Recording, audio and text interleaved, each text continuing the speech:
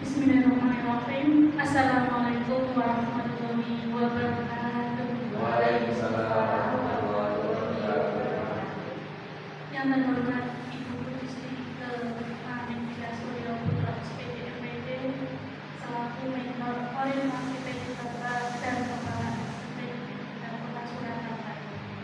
Yang saya hormati rekan-rekan PDKK serta Ibu Yusmita SPD, pemateri dari seminar.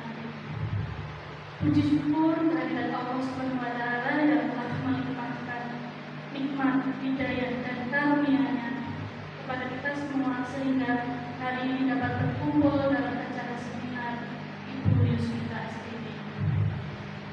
Sholawat serta salam tetap tercurahkan kepada junjungan Nabi Muhammad SAW yang kita nantikan syafaatnya di yaumul qiyamah nanti. Amin ya rabbal alamin. Baik, untuk itu saya persilakan kepada Ibu Yusmita SPD untuk memaparkan materinya. Waktu dan tempat persilakan. Assalamualaikum warahmatullahi wabarakatuh. Waalaikumsalam warahmatullahi wabarakatuh.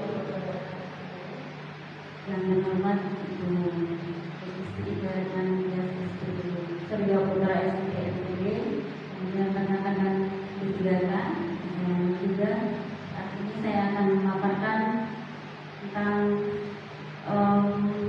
orientasi mengenai nilai dan etika P3K yang diterapkan di P3 Surakarta. Ini saya mengalami juga tentang etika komunikasi dengan teman sebaya di Surakarta tahun 2024. Nama Yusmita, NIPWK 19811102021212005, jabatan ahli pertama bimbingan konseling unit kerja SMK 3 Surakarta. Visi dan misi dari Kota Surakarta di sini dirumuskan dalam Peraturan Menteri Dalam Negeri Nomor 86 Tahun 2017, dan misinya visi kepala daerah dan wakil kepala daerah yang terpilih dan menjadi arah pembangunan untuk 5 tahun ke depan.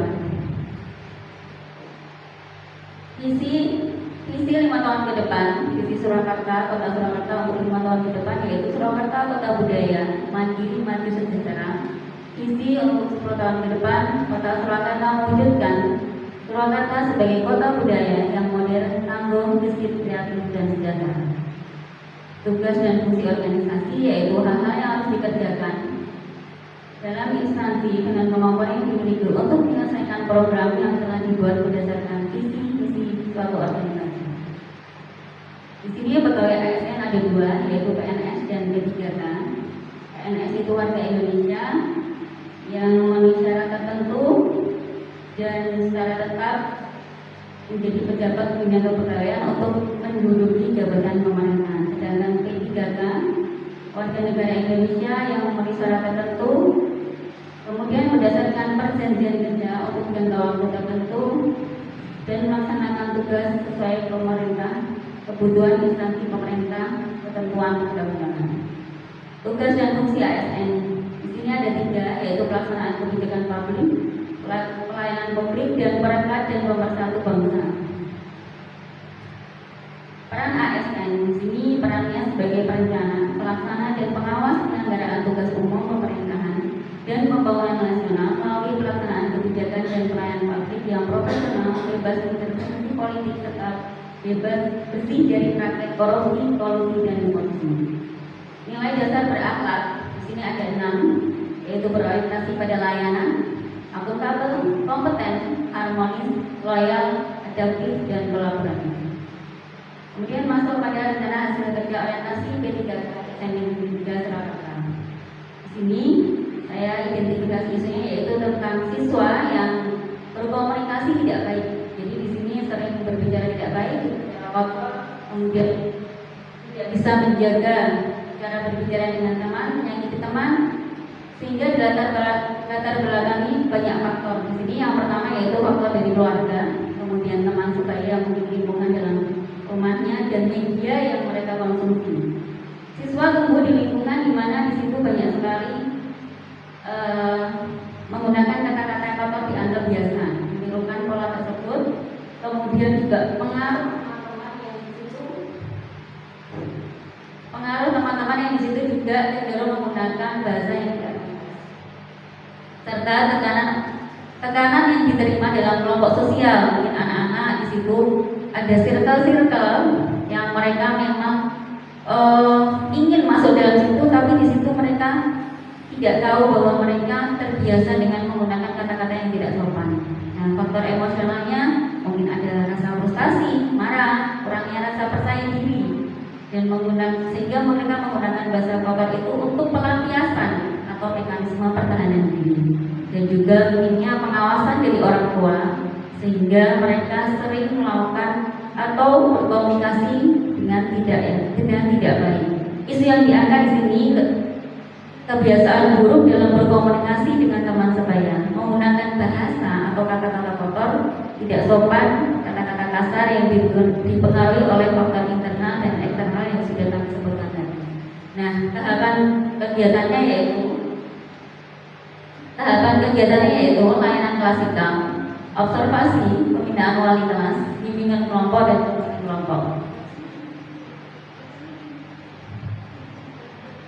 Tahap kegiatan yang pertama yaitu layanan klasikal. Di sini memberikan pemahaman kepada siswa bagaimana berkomunikasi yang etis, yang efektif, kemudian meningkatkan kualitas hubungan interpersonal antara siswa di lingkungan sekolah dalam kehidupan sehari-hari. Nah, di sini diharapkan siswa memahami, menerapkan etika komunikasi dengan teman sebaya sehingga hubungan pertemanan mereka lebih harmonis dan positif. Kemudian setelah itu observasi, saya mewawancarai karena kita harus tahu beberapa siswa yang di situ memang berbicara kotor itu siapa saja, jadi harus wawancara juga dengan wali kelas yang di situ banyak mendampingi, banyak bersama anak-anak, kemudian guru mata pelajaran yang memang di situ sering mengajar, dan karyawan, mungkin itu karyawan sepeda ya, SMP 3 di Sampang, ataupun karyawan yang ada di lingkungan sekolah, siswa-siswi dan siswa-siswi di SMP Negeri 3 Surakarta. Dan di sini yang pertama setelah tadi saya interview, kemudian melakukan layanan klasikal, saya melakukan bimbingan kelompok yang di situ diharapkan mengenali batasan dan aturan berkomunikasi yang mencakup kesopanan, kejujuran, dan tanggung jawab. Juga siswa belajar berkomunikasi yang efektif, etis dalam lingkungan sosial, dan komunikasi yang baik tidak hanya tentang menyampaikan informasi, tapi juga mengetahui dampaknya. Di sini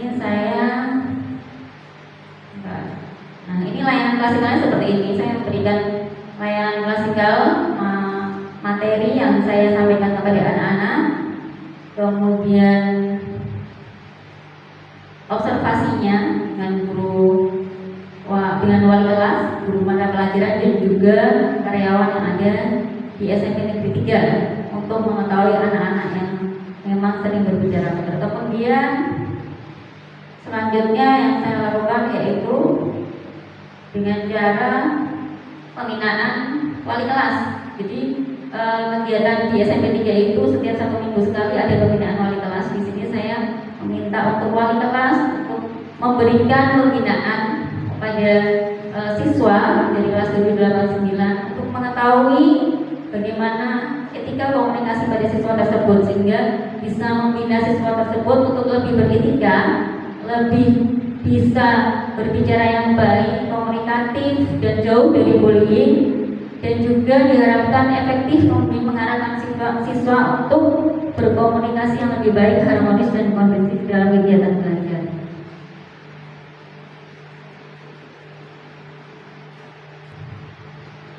Setelah pembinaan wali kelas, kemudian konseling kelompok.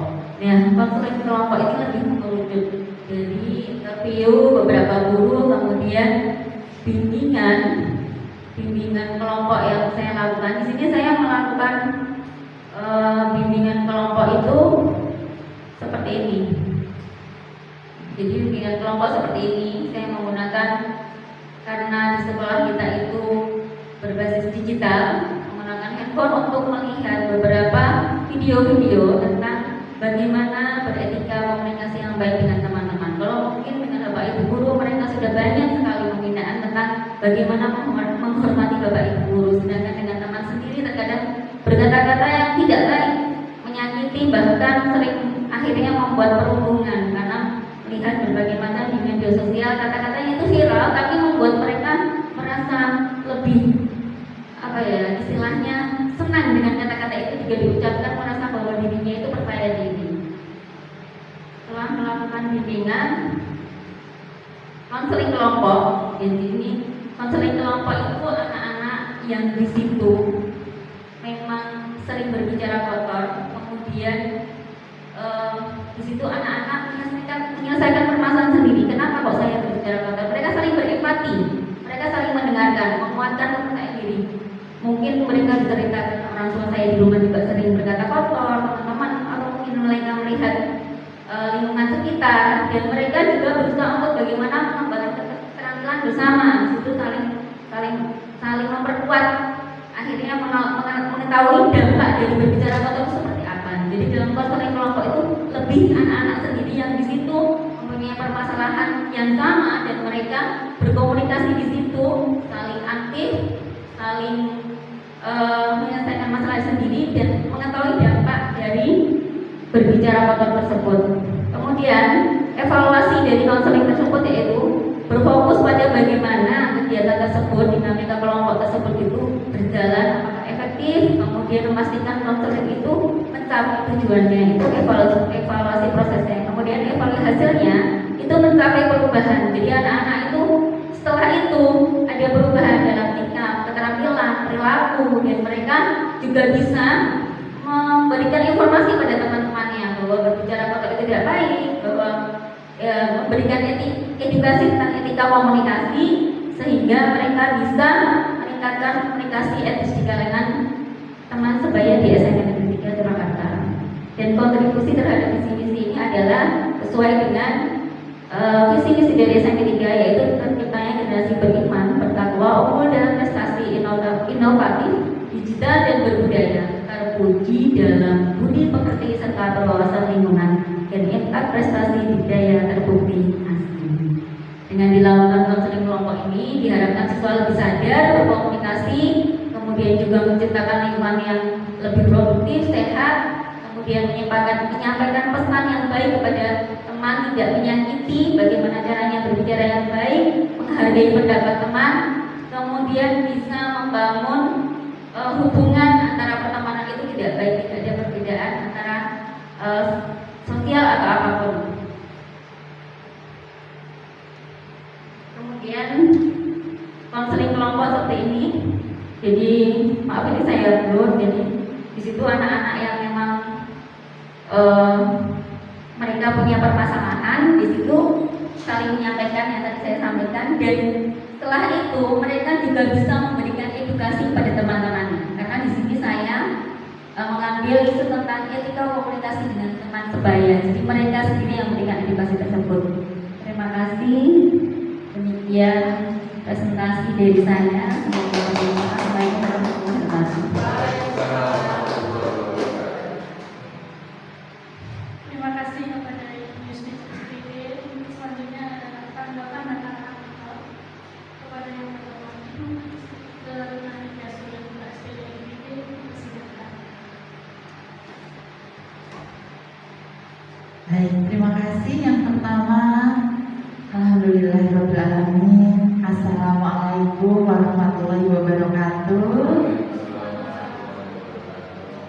Segala puji kita panjatkan kehadirat Allah Subhanahu wa taala, Tuhan yang Maha Kuasa, sehingga pagi hari ini Ibu Yusnita SPD sudah bisa melaksanakan seminar orientasi pengenalan nilai dan etika pada instansi pemerintah bagi P3K di lingkungan pemerintah Kota Surakarta di SMP tercinta kita, yaitu SMP Negeri 3 Kota Surakarta. Saya ucapkan selamat, luar biasa sekali. Hasil laporannya sudah runtut, sistematis, dari awal sampai lampiran dokumentasi sudah lengkap. Untuk berikutnya, izinkan saya untuk memberikan beberapa masukan. Yang pertama, kita sudah mendeklarasikan sebagai sekolah Dikdaya, digital berbudaya. Maka sangat selaras apa yang tadi disampaikan dalam laporan yang sudah dipaparkan. Sudah menggunakan HP untuk pendekatan kepada siswa. Kemudian menurut saya nanti perlu untuk dikembangkan karena kita sudah mengembangkan web yang luar biasa. Jadi apa yang dilakukan itu nanti disambungkan dengan web yang ada di Sepeda. Apa saja, bahkan laporan ini pun nanti bisa untuk diupload di sana sehingga tidak hanya saya dan teman-teman P3K, tapi semua nanti bisa mengakses. Kemudian yang kedua terkait laporan kayak semacam siapa saja sih gitu, mungkin anak-anak yang perlu bimbingan lebih, itu secara berkala menurut saya perlu disampaikan kepada wali kelas terutama dan juga pada beberapa forum-forum koordinasi supaya teman-teman yang ada di kelas, Bapak Ibu wali kelas maupun Bapak Ibu mapel itu bisa mentor gitu. Ini anak-anak yang butuh lebih pendekatan. Ini anak-anak yang butuh lebih dimotivasi karena mungkin untuk Bapak Ibu guru mapel tidak sedetail Bapak Ibu guru bimbingan konseling. Itu yang kedua. Kemudian yang ketiga, karena ini sangat menarik, etika komunikasi dengan teman sebaya. Sebuah tema yang sangat krusial dan benar-benar terjadi pada anak-anak. Kita semua tahu saat ini mereka adalah generasi-generasi yang sangat akrab dengan yang namanya media sosial, sehingga apa-apa yang ada di sana mereka kadang mengambil tanpa disaring. Untuk itu etika komunikasi dengan teman sebaya ini yang sudah dilakukan luar biasa oleh Ibu Yusnita, mudah-mudahan bisa didiseminasikan ke teman-teman yang lain, tidak hanya teman-teman P3K, nanti di forum yang lebih luas. Saya rasa itu yang bisa saya sampaikan. Sekali lagi terima kasih, sukses selalu untuk Ibu Yusnita. Kita beri aplaus yang luar biasa. Wassalamualaikum warahmatullahi wabarakatuh.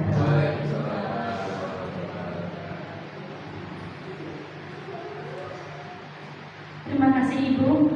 Demikianlah pemaparan materi orientasi dari Ibu Yusnita SPD. Saya sebagai moderator mengucapkan terima kasih atas laporan